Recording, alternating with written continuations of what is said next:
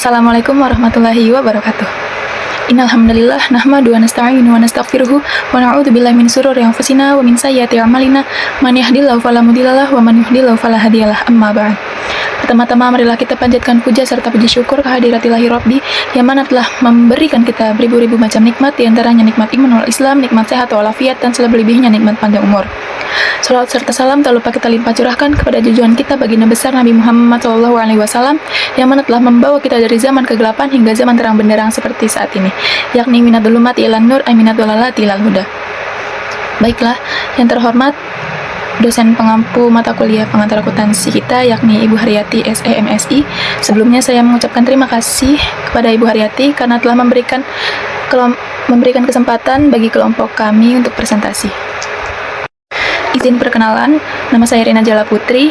Tentunya saya tidak sendiri, saya bersama rekan-rekan kelompok saya, yakni dengan Tiara Argia Al-Nuri, Nur Syakila Milan Ibtisam, dan Salma Rizkia. Kami dari kelompok 8 ingin mempresentasikan tugas terkait analisis transaksi dan penyusunan laporan keuangan perusahaan dagang oleh Amri Jaya Store. Di sini saya akan membacakan latar belakang tokoh tersebut. Amri Jaya Store merupakan perusahaan dagang eceran yang didirikan oleh Amri Jayadi dan berfokus pada penjualan berbagai barang kebutuhan sehari-hari untuk masyarakat dengan pelayanan terbaik guna menjaga kepuasan pelanggan. Toko ini juga telah melakukan kegiatan jual beli barang dagangan dengan berbagai transaksi selama bulan Januari, mulai dari investasi pemilik, pembelian barang dagang, penjualan barang dagang, pembayaran beban, penerimaan kas, pembayaran utang, hingga transaksi penyesuaian dan penutupan. Seluruh transaksi ini kemudian dicatat melalui rangkaian siklus akuntansi untuk menghasilkan laporan keuangan yang lengkap dan akurat. Baik, di sini ada pengertian akuntansi, yang dimana akuntansi merupakan proses sistematis yang meliputi identifikasi, pencatatan, penggolongan, pengiktisaran, dan pelaporan informasi keuangan untuk digunakan dalam pengambilan keputusan ekonomi oleh pihak internal maupun eksternal. Akuntansi juga bukan hanya aktivitas pencatatan, tetapi juga penyedia informasi yang relevan dan andal. Secara keseluruhan, akuntansi memiliki tujuan diantaranya: pertama, mencatat seluruh transaksi keuangan secara sistematis. Yang kedua, menyediakan informasi ekonomi kepada pihak yang membutuhkan. Yang ketiga, menentukan posisi keuangan perusahaan pada periode tertentu. Yang keempat, ada menjadi dasar evaluasi kinerja perusahaan. Lanjut, di sini ada persamaan dasar akuntansi, yang dimana persamaan dasar akuntansi merupakan fondasi dalam penyusunan laporan keuangan. Persamaan ini harus selalu seimbang karena mencerminkan hubungan antara aset, kewajiban, dan ekuitas pemilik. Selanjutnya, di sini ada saldo normal akun. Saldo normal akun adalah posisi di mana suatu akun dicatat meningkat. Dalam sistem akuntansi double entry, saldo dicatat pada dua sisi, yaitu debit dan kredit. Penggolongan saldo akun berguna sebagai dasar pencatatan transaksi. Untuk jenis-jenis akunnya, yakni aset, dia saldo normalnya di debit, hutang itu ada di kredit, modal ada di kredit, prive di debit, dividen ada di debit, pendapatan di kredit, beban di debit. Dan untuk posisi pencatatannya, aset bertambah di debit, berkurang di kredit, hutang itu bertambah di kredit, berkurang di debit, modal bertambah di kredit, berkurang di debit, prive itu bertambah di debit, berkurang di kredit, dividen bertambah di debit, berkurang di kredit, pendapatan bertambah di kredit, berkurang di debit. Dan untuk beban, dia bertambah di debit dan berkurang di kredit. Di slide ini, kita masuk ke pembahasan tentang akun perusahaan dagang. Jadi, perusahaan dagang itu punya beberapa akun khusus yang nggak dimiliki oleh perusahaan jasa. Kenapa? Karena perusahaan dagang melakukan aktivitas membeli dan menjual barang dagangan. Sementara kalau perusahaan jasa itu ya cuma jual layanan gitu kan. Terus menurut Mulyadi pada tahun 2018 ada beberapa akun utama yang biasanya muncul dalam perusahaan dagang. Yang pertama itu ada pembelian. Ini itu akunnya dipakai setiap kali perusahaan membeli barang dagangan untuk dijual kembali. Lalu yang kedua ada persediaan. Persediaan barang dagang. Ini itu menggambarkan nilai barang-barang yang masih ada dan siap dijual. Lalu yang ketiga ada penjualan, yaitu akun untuk mencatat pendapatan dari barang dagangan yang berhasil dijual. Lalu berikutnya ada retur pembelian dan retur penjualan. Retur pembelian terjadi kalau perusahaan mengembalikan barang ke pemasok, sedangkan retur penjualan terjadi ketika pelanggan mengembalikan barang ke perusahaan. Nah, keduanya ini berfungsi untuk mengoreksi transaksi sebelumnya. Lalu ada beban angkut pembelian atau sering disebut dengan freight in. Ini itu biaya transportasi yang dikeluarkan untuk membawa barang dari pemasok ke gudang perusahaan. Nah, biaya ini itu dianggap sebagai bagian dari biaya pembelian. Dan yang terakhir adalah harga pokok penjualan atau yang disingkat sebagai HPP. Nah, HPP ini adalah total biaya yang dikeluarkan untuk memperoleh barang yang akhirnya dijual. HPP itu penting banget karena digunakan untuk menghitung laba atau rugi perusahaan. Jadi, keenam akun ini adalah akun yang paling sering muncul dan menjadi ciri khas perusahaan dagang. Karena seluruh aktivitas bisnisnya berhubungan dengan membeli dan menjual barang. Lalu selanjutnya, saya akan menjelaskan mengenai siklus akuntansi pada perusahaan dagang. Siklus akuntansi adalah rangkaian proses yang dilakukan secara sistematis untuk menghasilkan laporan keuangan. Pada perusahaan dagang, siklus ini terdiri dari beberapa tahapan. Yang pertama, kita dapat mengidentifikasi transaksi. Di tahap ini, perusahaan mengumpulkan bukti transaksi seperti faktur pembelian, nota penjualan, kwitansi, dan dokumen lainnya yang menunjukkan adanya kegiatan keuangan. Lalu yang kedua, ada pencatatan dalam jurnal umum. Semua transaksi yang telah diidentifikasi kemudian dicatat ke jurnal umum sesuai tanggal dan prinsip debit dan kredit. Lalu yang ketiga, kita dapat posting ke buku besar. Transaksi yang sudah dicatat kemudian dipindahkan ke akun-akun buku besar agar saldo tiap akun dapat diketahui. Lalu yang keempat, penyusunan neraca saldo. Di tahap ini, kita menyusun daftar saldo akun untuk memastikan posisi debit dan kredit seimbang. Lalu yang kelima, ada pembuatan jurnal penyesuaian atau adjustment. Tahap ini dilakukan untuk menyesuaikan transaksi yang belum tercatat atau perlu diperbaiki, seperti penyusutan, beban yang masih harus dibayar, atau pendapatan yang diterima di muka. Terus yang keenam di sini ada penyusunan neraca saldo setelah penyesuaian. Setelah penyesuaian dibuat, saldo akun diperbarui kembali agar menghasilkan neraca saldo yang akurat. Lalu yang ketujuh, ada penyusunan laporan keuangan. Dari data yang udah final, perusahaan menyusun laporan seperti laporan laba rugi, neraca, laporan perubahan modal, dan arus kas. Terus yang kedelapan, pembuatan jurnal penutup atau closing entries. Akun-akun sementara seperti pendapatan, beban, dan price ditutup agar tidak terbawa ke periode berikutnya. Lalu di sini yang terakhir ada penyusunan neraca setelah penutupan.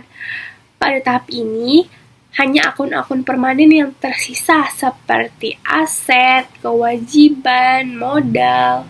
Nah, neraca ini menjadi dasar untuk periode selanjutnya.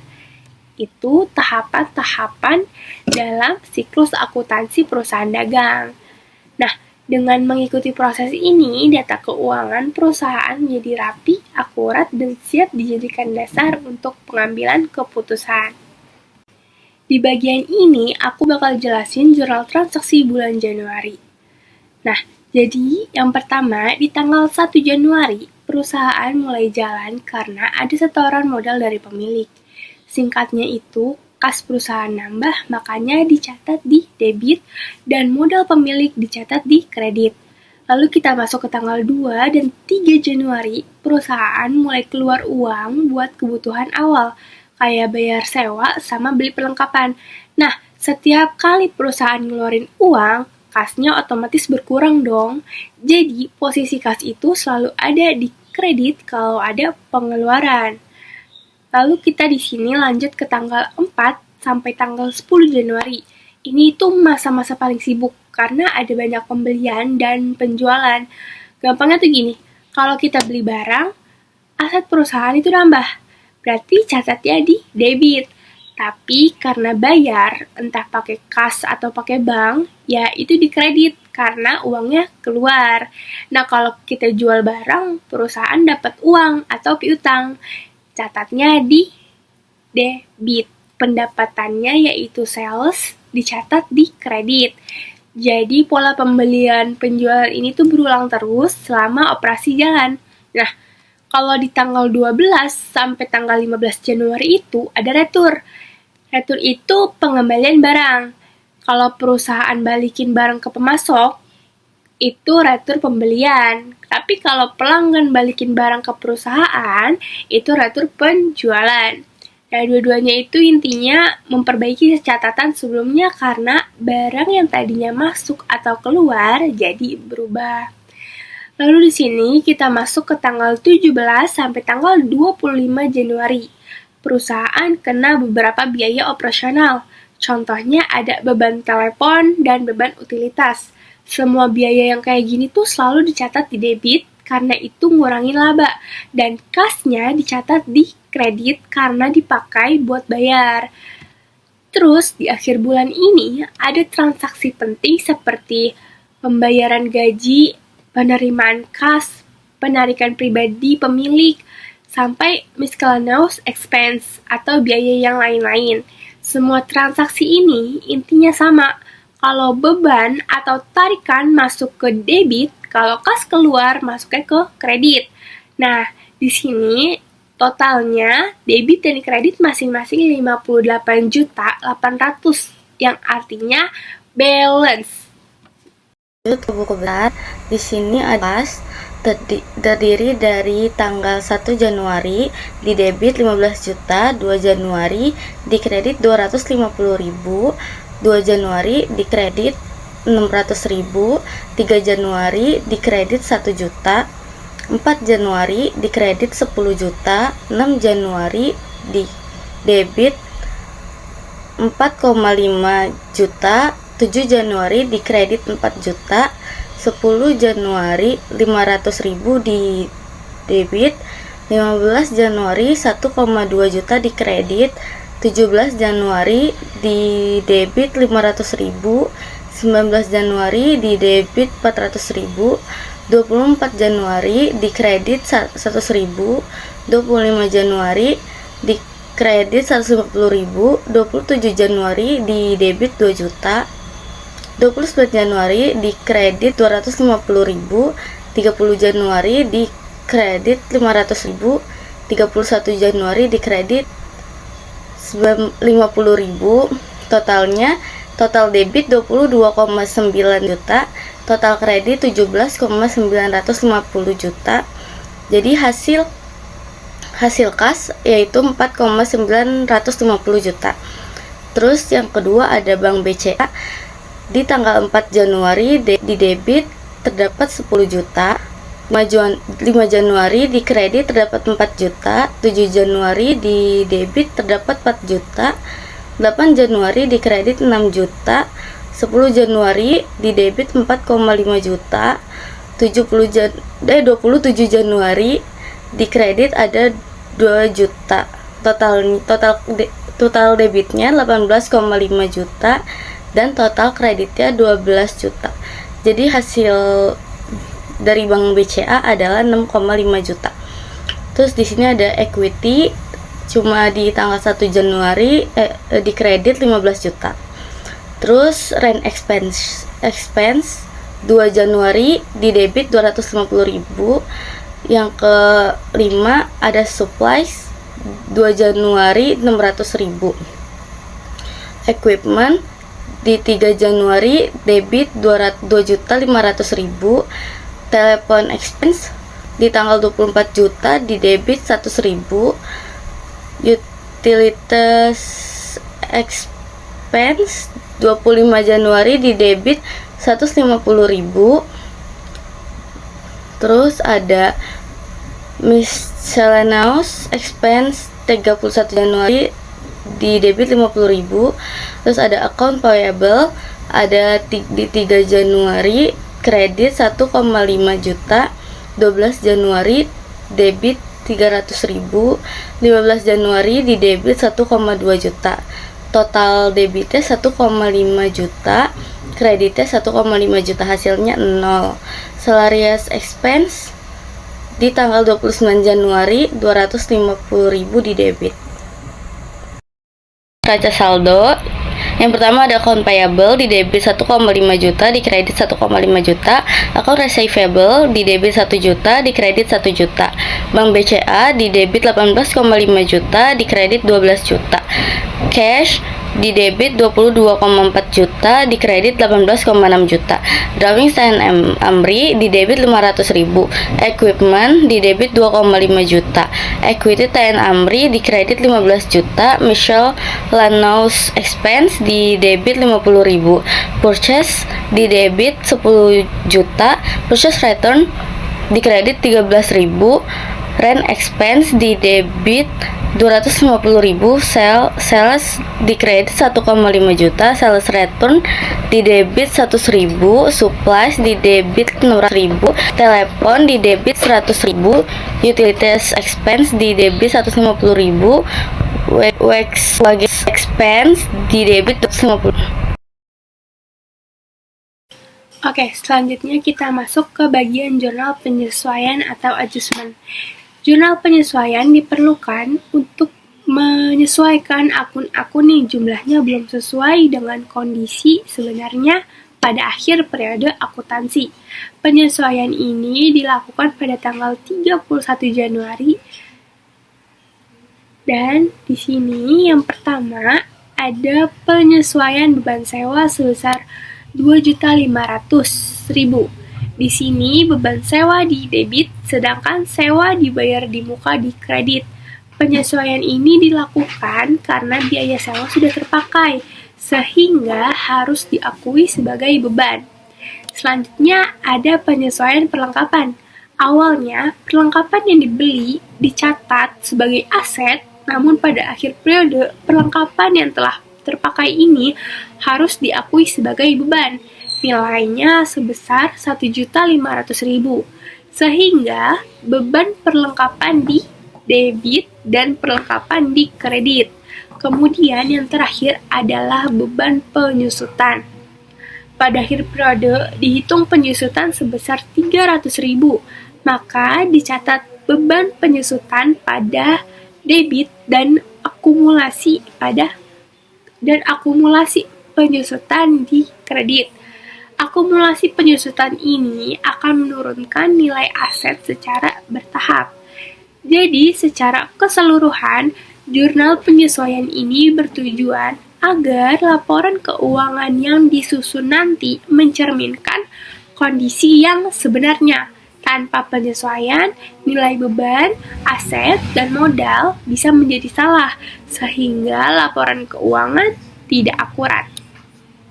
Laporan keuangan. Laporan ini menunjukkan pendapatan dan beban selama periode tertentu. Jadi di sini ada revenue sebesar 10.400.000, total expense-nya ada 800.000. Terus net income, laba bersih, pendapatan dikurang beban jadi 9.600.000. Kesimpulannya, perusahaan mendapat laba yaitu 9.600.000. Terus statement of owner's equity-nya itu beginning capital ada 15 juta. Terus net income-nya itu 9.600.000. Last drawings price-nya itu ada 500.000. Ending capital ada 24.100.000. Kesimpulannya, modal pemilik bertambah dari laba yang diperoleh. Trial balance-nya itu ada asetnya itu ada cash sebesar 4.600.000, banknya ada 6.500.000, piutangnya ada 2.400.000, supplies-nya ada 600.000, equipment-nya ada 500.000. Jadi total aset adalah 14.100.000. Liabilitasnya akun payable sebesar 300.000. Jadi total liabilitasnya itu tetap 300.000. Terus equity-nya ending capital 24.100. Total liabilitas plus equity yaitu 24.100. Lanjut, di sini ada jurnal penutup.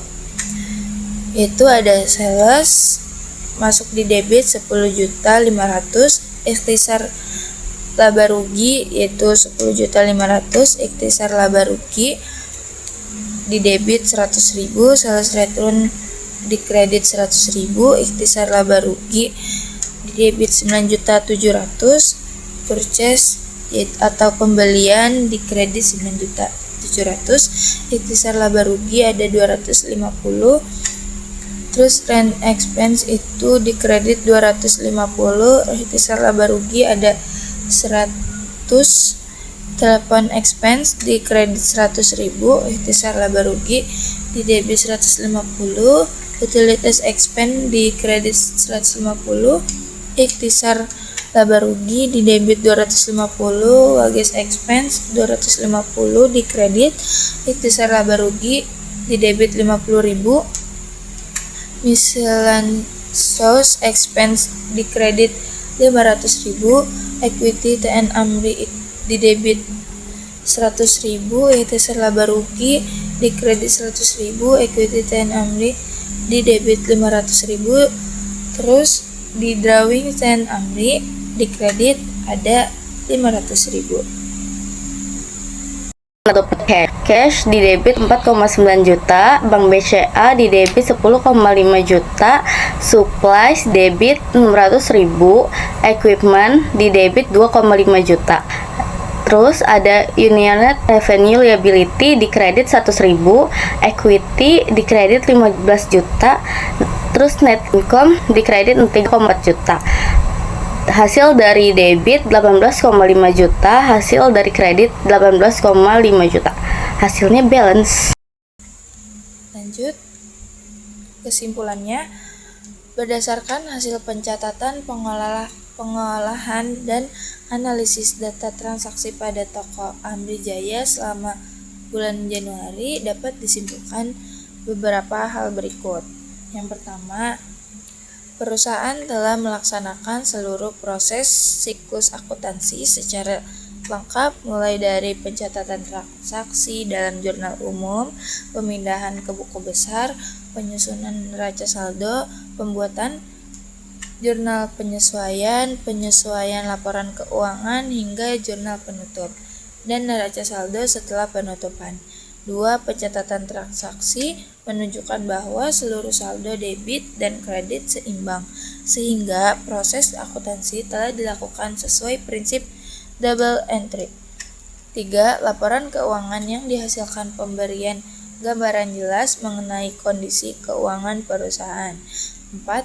Ekuitas pemilik mengalami peningkatan dari modal awal yaitu 15 juta menjadi 23.658.300.000 setelah mempertimbangkan laba bersih dari prei pemilik. Terus kelima, neraca setelah penutupan menunjukkan kondisi keuangan akhir yang akurat, dan saldo akun real siap digunakan untuk periode berikutnya. Keenam, hasil analisis menunjukkan bahwa perusahaan berada dalam kondisi yang sehat dan mampu menghasilkan laba selama periode tersebut.